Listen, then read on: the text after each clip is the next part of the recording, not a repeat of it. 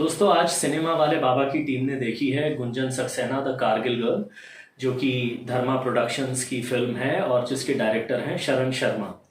Personally मेरी एक favourite series है बॉलीवुड मूवीज़ की, जिसे मैं बोलता हूँ क्रिएटिव मक्कारी सीरीज़ ऑफ बॉलीवुड। और आज उस सीरीज़ के लिए मुझे एक और नगीना मिला है, ये फिल्म गुंजन सक्सेना। क्रिएटिव मक्कारी सीरीज में आमतौर पर तब बोलता हूँ जब प्रोड्यूसर और डायरेक्टर को अपनी मक्कारी पे, क्रिएटिव मक्कारी पे और ऑडियंस की बेवकूफ़ी दोनों के ऊपर बहुत ज़बरदस्त ओवर कॉन्फिडेंस हो, तब गुंजन सक्सेना जैसी क्रिएटिव मक्कारी सीरीज की फिल्में बनती हैं।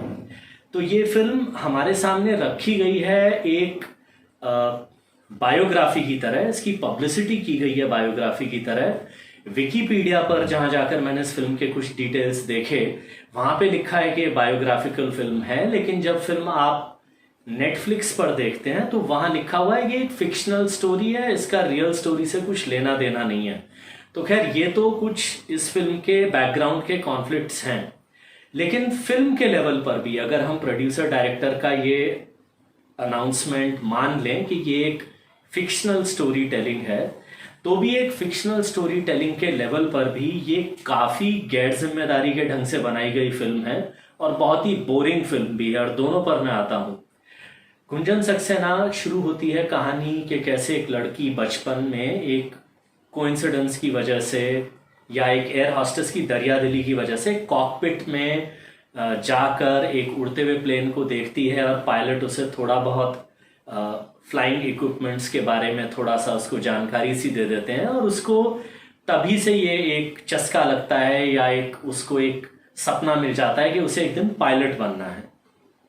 और तरह तरह के ट्विस्ट एंड टर्न, कहानी के घुमाव के बाद गुंजन सक्सेना नाम की ये लड़की इंडियन एयरफोर्स के लिए सेलेक्ट होती है और फिर कारगिल वॉर में उसकी की गई बहादुरी के लिए अपना एक मकाम पाती है, इज्जत पाती है। और ये लगभग इस फिल्म की कहानी है, और बीच बीच में वही अड़चने कि कैसे एक लड़की को आगे बढ़ने में तकलीफें हो सकती हैं वगैरह वगैरह, वो इस फिल्म में दिखाया गया है। यहाँ तक जज्बा ठीक है, लेकिन इस फिल्म को एक लड़की के संघर्ष के नाम पर लेक्चर बनाने में जो भयानक और बहुत ही गैर जिम्मेदाराना, मैं कहूँगा, गलतियाँ डायरेक्टर शरण शर्मा और प्रोड्यूसर करण जौहर ने की हैं। खैर करण जौहर से थोड़ी बहुत मैं ईमानदार और अच्छे रीमेक्स की उम्मीद राजी और इस फिल्म के बाद छोड़ चुका हूँ। सैराट का उन्होंने जो कीचड़ फैलाया था धड़क जैसी घटिया फिल्म बनाकर, वहाँ भी नहीं जाऊँगा। तो करण जौहर से तो खैर ईमानदार या फैक्ट बेस्ड बायोग्राफीज या रीमेक की शायद उम्मीद हमें नहीं करनी चाहिए एज अ प्रोड्यूसर, लेकिन कम से कम वो इतना ध्यान तो रखते कि वो इंडियन एयरफोर्स जैसे इंस्टीट्यूशन की कितनी बड़ी बेइज्जती इस फिल्म में कर रहे हैं। इस फिल्म में हमें ये दिखाया गया कि एयरफोर्स जैसे प्रोसेस ड्रिवन, रेस्पेक्टफुल और डिग्निफाइड इंस्टीट्यूशन ने ये फैसला किया है कि वो एयरफोर्स में फीमेल पायलट्स लेगा, और उसके बाद हमें ये दिखाया गया है कि वहाँ पे लड़कियों के लिए चेंजिंग रूम्स या बाथरूम्स नहीं थे। आप एयरफोर्स के बारे में अगर रिसर्च करेंगे तो आपको पता चलेगा कि ये कितना घटिया और कितना झूठा फैक्ट इस फिल्म में दिखाया गया। उसके बाद लगातार एयरफोर्स के पायलट्स को, जो बेचारे trained disciplined men in uniform होते हैं, जिनके अंदर एक डिग्निटी होती है, उनको जैसे ओनली फॉर बॉयज कॉलेज होते हैं, उनके लड़कों का जो बिहेवियर और वैल्यू सिस्टम है उनको वैसा दिखाया गया है कि जैसी गुंजन सक्सेना आ रही हैं ग्रुप में तो वो सारे इधर उधर तितर बितर हो जाते हैं। उनका सीनियर बार बार उनको पंजा लड़वाकर लड़कों से इंसल्ट करवाता है। एयरफोर्स में ना ऐसा कोई रूल है और ना इस टाइप के कंडक्ट होते हैं। कम से कम अगर आप एक सच्चाई से भरी हुई फिल्म दिखाने की कोशिश कर रहे थे तो इतनी ईमानदारी तो रखते कि कम से कम ऐसे गुंजन सक्सेना के संघर्ष को आप दिखाना चाहते थे, ये ठीक था। आप लड़कियों को इंस्पायर करना चाहते थे, ये ठीक था। लेकिन किसी को ऊंचा दिखाने के लिए एक जबरदस्त इंस्टीट्यूशन की इज्जत को आपने मिट्टी में मिलाने की कोशिश की, ये कहाँ तक जस्टिफाइड था? कुछ ऐसे, और ये भी छोड़िए, मतलब मिट्टी मिलाने में भी जो स्क्रीन प्ले जिस आदमी ने लिखा उसने 4 किलो चरस खा के लिखा, यानी घटियापन भी वो ढंग से नहीं कर पाया। जो मैंने कहा कि क्रिएटिव मक्कारी, वो भी वो ढंग से नहीं कर पाया। गुंजन सक्सेना एयरफोर्स में सेलेक्ट हुई 1992 में। उनके सेलेक्ट होते ही कारगिल वॉर शुरू हो जाता है। 1992 में कौन सा कारगिल वॉर हुआ था मुझे नहीं मालूम, करण जौहर ने कुछ स्पेशल करवाया होगा, लेकिन 1999 में जो कारगिल वॉर हुआ था उसमें गुंजन सक्सेना फेमस हुई थी।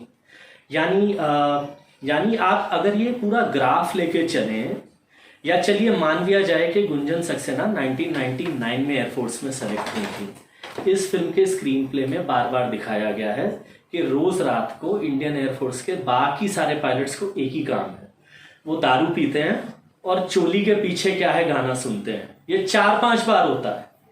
यानी 1999 में अगर, और ठीक है इंडियन एयरफोर्स के पायलट्स भी काफी बैचलर होते हैं, मस्ती करते ही होंगे, लेकिन वो काफी दुनिया से कनेक्टेड होते हैं। वो 8-8, 9-9 साल पुराने गाने रोज सुने, ऐसी बीमारी जहां तक मुझे मालूम है एयरफोर्स पायलट्स के बारे में उनको नहीं होती है।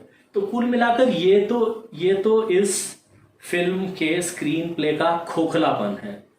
इसके अलावा इस फिल्म में अगर आप देखें तो बार बार बस वो एक लड़की का संघर्ष और कैसे सब उसे नीचे दबाने की कोशिश कर रहे हैं। इसके अलावा कोई भी ऐसा मेमोरेबल मोमेंट सिवाय एक, जब वो अपने सीनियर के साथ फ्लाइट पे सॉर्टी करती हैं और वो उन्हें टेस्ट करता है इमरजेंसी लैंडिंग के लिए, और आखिरी का 5 मिनट जब वो एक थ्रिलिंग मिशन पे जाती हैं और अपने साथियों को रेस्क्यू करके बचा के ले आती हैं। पूरी फिल्म में मुश्किल से मोमेंट्स हैं जो आपको याद रहेंगे।